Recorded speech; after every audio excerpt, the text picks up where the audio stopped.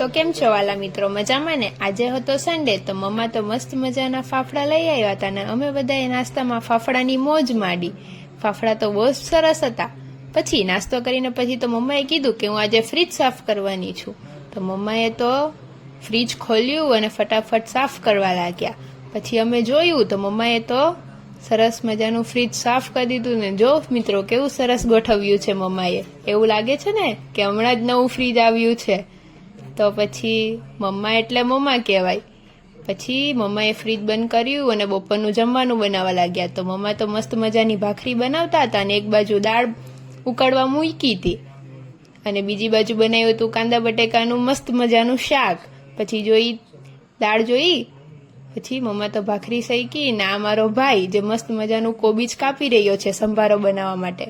તો એને તો કોબીજ કાપવાનું ને એવું બધું બહુ ગમે ને પછી સંભારો પણ ઈ જ બનાવશે. આ બીજો ભાઈ જોયો એ ટીવી જ જોયા રાખે આખો દિવસ, અને ટીવી જોવાનું ગમે એટલે ચશ્મા આવી ગયા છે ને ટીવીમાં શું જોઈ તો ડોરેમોન.